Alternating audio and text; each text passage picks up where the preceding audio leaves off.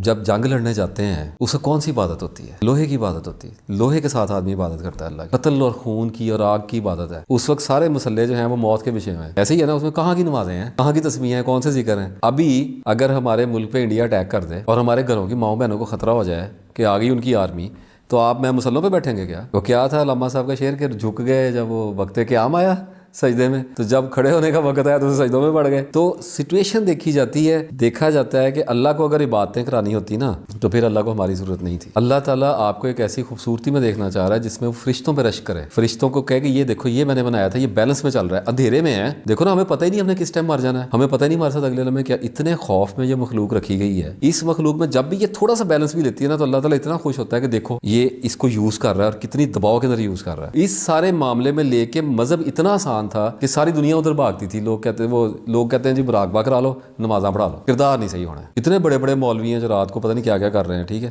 تو اپنے کردار پہ فوکس کرو اور زہد کی دنیا میں نہ جانا. شیطان کا زہد جو تھا نا وہ اللہ نے اڑا کے دکھایا ہے. یہ اب تک ہمارے لیے اگزامپل ہے کہ عبادت کافی نہیں رہے گی. اگر ایک تکبر کی صفت اس پہ غالب ہوئی تھی اور اللہ نے اس کی ساری تپسیا ملیا, پتہ نہیں اربوں سال کی ہوگی, کتنی ہوگی, ہماری تو 50-60 سال کی نہیں ہوتی بھائی. ٹھیک ہے, اور وہ ایسی ہوئی کہ مظلوم بھی نہیں کیا, اس کو ملعون کیا ہے. ٹھیک ہے, تو بات یہ ہے کہ اگر آپ چاشت, اشراق, تہجد بہت اچھی باتیں ہیں, لیکن اصل بات یہ ہے کہ کیا اللہ کو اس کی ضرورت ہے؟ سب سے پہلی بات میں ایک آپ کو مثال دیتا ہوں.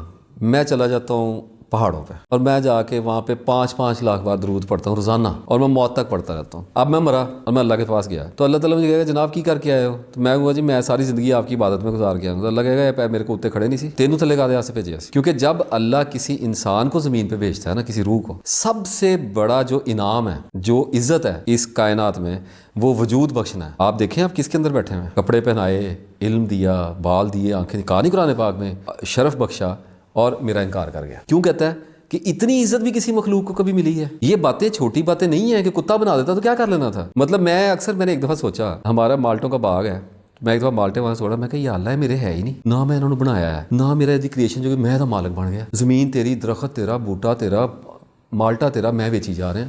بکرا کسی دا ہے, بیپاری لے کے تریا جا رہا ہے, جی میرا ہے, جی کتوں دے رہے اللہ. اتنی عزت بخشی ہے کہ ایک پورا سیارہ دیا ہے اور اس پہ تمام بندوبست کیا ہے. یہ مسئلہ سارا عزت کا ہے. غصہ اللہ پھر اس لیے کرتا ہے کہ اتنے زیادہ بندوبست کر کے تم لوگوں کو دیے ہیں, اب تھوڑی گریس میں آؤ. مطلب وجود انسان کا تھا نا, دیکھیں آپ کی روح جب رکھی, اللہ کی مرضی ہے بھیجے نہ بھیجے. ٹھیک ہے, تو آگے جب باڈیز کی لائن لگتی ہوگی تو اس میں کتے کوڑے سارے ہی ہوتے ہوں گے بھائی جان. تو صرف فیصلہ یہ ہوتا ہوگا کہ اس کو نام دو, اس کو نسل دو, اس کو قبیلہ دو, اس کو شرف دو, میری کتاب کیا کیا دے کے بھیجتا ہے. ٹھیک ہے, اب جب نیچے اتار دیتا ہے تو وہ آدمی کھڑا ہوتا ہے. اللہ تعالیٰ نے کہا کہ ناگہاں جھگڑالو ہو گیا, جھگڑنے لگ گیا. ٹھیک ہے, کہ کیا نکلا, دیکھو ہم نے کہاں سے پیدا کیا اور کیا کیا دیا.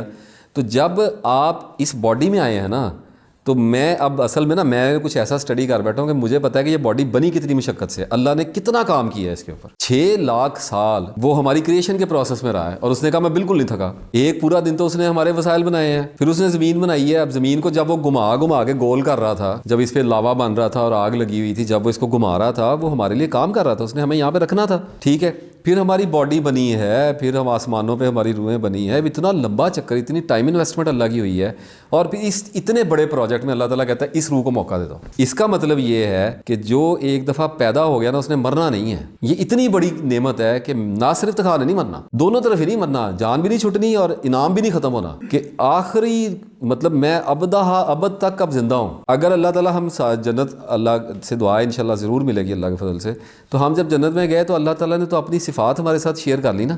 مطلب یہ نہیں کہ اللہ کے برابر ہو گئے, لیکن اپنی صفات ہمیں دے دی کہ یار اتنا بڑا انعام دے دیا ہے کہ ابدی ہو جاؤ. تو اس کا مطلب یہ کہ پھر جزا اور سزا بھی اتنی ملنی ہے. تو میرا صرف ایک کنسیپٹ یہاں پہ آتا ہے, میں کہتا ہوں جب آپ اس جسم میں اتر آئے اور پالے گئے, سب سے مشکل بچہ انسان کا ہے اس کائنات میں. سب سے گھوڑے کا بچہ پیدا ہوتے ہی کھڑا ہو جاتا ہے, اتنا ٹائم بھی نہیں دیتا اللہ. ٹھیک ہے, 9 سال ہمیں پالا جاتا ہے بچے کی طرح. کبھی آپ یہ سارے پروسیس جب تک سائنس نہیں پڑھو گے, جب تک بیولوجی نہیں پڑھو گے, فزکس نہیں پڑھو گے, اللہ نہیں سمجھ آنا. اللہ نے ہمیں جن اصولوں پہ پیدا کیا ہے. مجھے پتا ہے کہ جب بچہ کہتے ہیں نا پہچاننے لگ گیا, کیسے پہچانتا ہے؟ اسے پہلے نظر ہی نہیں آ رہا تھا بھائی جان, اس کی آنکھیں دھندلی ہوتی ہیں. پہچانے وہ کیسے؟ وہ اس کو پیدا کرو, وہ 5ویں-6 دن پہچاننا شروع کر, لیکن وہ 4-5 مہینے کا ہوتا ہے, پھر اس کی آنکھیں دھند چھٹتی ہے, اسے شکلیں یاد ہونی شروع ہوتی ہیں, کہتے ہیں پہچاننے لگ پیا. نہیں, اس کی آنکھیں دھندلی. اچھا, پھر وہ ایسے کیوں چلتا ہے؟ اس لیے چلتا ہے کہ اس کو اگر وہ سیدھا ہی اللہ کھڑا کر دے, وہ گرے تو اس کی یہ رب کیج, یہ جو سینے کی پسلیاں ٹوٹ جائیں گی, یہ نازک بہت ہیں. تو پہلے اللہ اس کو 6 مہینے ایسے چلاتا ہے تاکہ اس کی پسلیاں بڑی ہو جائیں.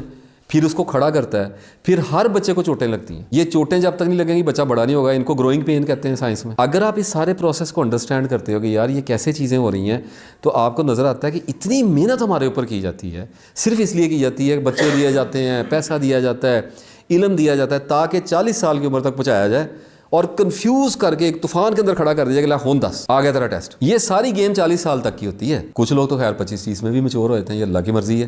لیکن عام طور پہ میں یہ تسلی نہ رکھ کے بیٹھ جانا جس کے پاس جتنا علم جلدی آ گیا اس کا ٹیسٹ اتنا ہو گیا. تو اللہ تعالیٰ کہتا ہے کہ ہون 10 تیرے میں کنفیوز کرتا ہے, میں چھپ گیا تیرے سے, تجھے آ گئے معاملات, ملحد آ گئے تیرے پاس, کنجر خانہ آ گیا, پیسہ آ گیا, چیزیں آ گئی, گڑبڑا دیا تجھے, اب بتا کے کرنا. یہ اس کا ٹیسٹ ہے. اتنا سا آگے کیا 20 سال 25 سال 30 سال لگنے ہیں آگے, اس میں ہم نے مر جانا ہے. اگر آپ اس کو انڈرسٹینڈ کا مشکل بڑا ہے, یہ نہیں میں کہہ رہا مشکل بہت ہے, لیکن صرف ایک نشانی یہ ہے کہ کیا میں ہر وقت اپنے آپ کو ٹھیک کرنے کی کوشش میں لگا ہوا ہوں اور پھر میں ساری زندگی فیل رہ جاؤں, دنیا کے آخری گناہ گار بندے سے بھی میں نیچے والی پستی میں داخل ہو جاؤں. اللہ یہ نہیں دیکھتا, کیونکہ آپ سے نے فرما دیا ہے کہ تم نے اللہ کی رحمت سے بخشے جانا. اور خود میں نے بھی, جب ہمارے پروفٹ نے بھی اللہ کی, اس کا مطلب اعمال سے نہیں لیکن اعمال کر رہے ہیں نا, تو سادہ سا سلوشن یہ نکلا ہے کہ فرض کرو میں مرتا ہوں 70 سال کی عمر میں اور میں بہت گناہ گار نکلا ہے, تو اللہ کو اس سے کیا مسئلہ ہے؟ اللہ مجھ سے یہ پوچھے گا کہ تو میرا وفادار تھا یا نہیں تھا.